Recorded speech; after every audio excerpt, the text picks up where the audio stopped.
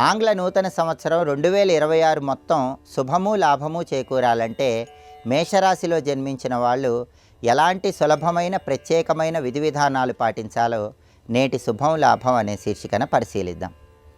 2026 ఆంగ్ల నూతన సంవత్సరం మొత్తం మేషరాశి వాళ్ళకి గురుబలం చాలా తక్కువగా ఉంది. కేవలం 2026లో నవంబరు డిసెంబరు నెలల్లో మాత్రమే గురుబలం ఉంది. జనవరి నుంచి అక్టోబర్ వరకు మేషరాశి వాళ్ళకు గురుబలం లేదు. కాబట్టి మేషరాశి వాళ్ళు ఈ 2026 సంవత్సరంలో గురువారం పూట నానబెట్టిన శనగల్లో కొద్దిగా పసుపు కలిపి గోమాతకు ఆహారంగా తినిపించటం, అలా వీలు కాని పక్షంలో 1.25 కేజీ శనగలు పసుపు రంగు వస్త్రంలో మూటగట్టి దేవాలయ ప్రాంగణంలో దానం ఇవ్వటం ద్వారా గురుబలాన్ని పెంపొందింపజేసుకొని వివాహ విషయాల్లో, అదేవిధంగా విద్యా సంబంధమైన వ్యవహారాల్లో, ధనపరమైన వ్యవహారాల్లో సమస్త శుభాలను సిద్ధింపజేసుకోవచ్చు. అలాగే మేషరాశి వాళ్ళకి 2026 సంవత్సరం మొత్తం కూడా ఏలినాటి శని దోషం వ్యయస్థానంలో ఉంది. వ్యయస్థానంలో ఏలినాటి శని నడుస్తున్న తరుణంలో శత్రుబాధలు ఎక్కువగా ఉండే అవకాశాలు ఉన్నాయి. వృధా ఖర్చులు కూడా పెరిగే సూచనలు ఉన్నాయి. కాబట్టి మేషరాశి వాళ్ళు శనైశ్వరుడి బలం పెంపొందింపజేసుకొని వృధా ఖర్చుల సమస్యల నుంచి బయటపడటానికి, శత్రుబాధలను తొలగింపజేసుకోవటానికి శనివారం పూట ఈ 2026 సంవత్సరంలో దగ్గరలో ఉన్న రావి చెట్టు దగ్గరకు వెళ్ళండి.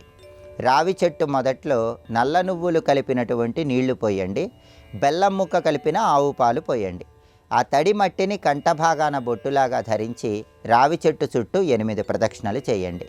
2026లో వచ్చే శనివారాలు మేషరాశి వాళ్ళు ఈ ప్రత్యేకమైన పరిహారం చేసుకుంటే ఏలినాటి శని దోషం వ్యయస్థానంలో ఉండటం వల్ల ఏర్పడే శత్రుబాధల నుంచి, వృధా ఖర్చుల నుంచి సులభంగా బయటపడవచ్చు. మేషరాశి వాళ్ళకి 2026 మొత్తం రాహుబలం విశేషంగా ఉంది.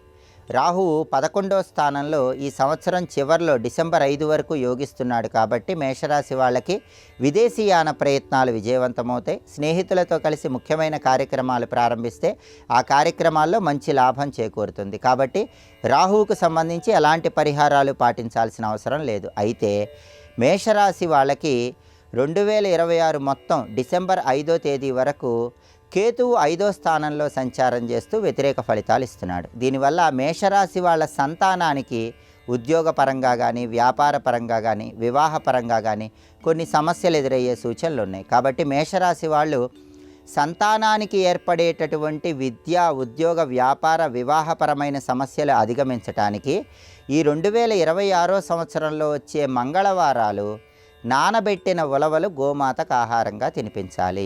లేదా మంగళవారం పూట 1.25 కేజీ ఉలవలు రంగురంగుల వస్త్రంలో మూటగట్టి దేవాలయ ప్రాంగణంలో ఎవరికైనా దానం ఇవ్వాలి. ఇలా కనీసం 7 మంగళవారాలు చేస్తే 5వ స్థానంలో కేతువిచ్చే వ్యతిరేక ఫలితాలన్నీ తొలగింపజేసుకొని సంతానానికి రాబోయేటటువంటి విద్యా, ఉద్యోగ, వ్యాపార, వివాహ సమస్యలు అధిగమించవచ్చు. కాబట్టి 2026 ఆంగ్ల నూతన సంవత్సరం మొత్తంలో కూడా సంవత్సరాంతం వరకు రాహుబలం అనేది మేషరాశి వాళ్లకు విశేషంగా ఉంది.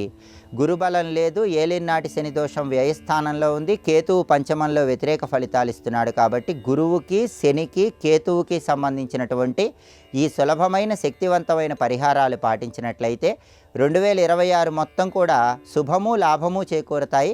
అదృష్టాన్ని, ఐశ్వర్యాన్ని సిద్ధింపజేసుకోవచ్చు.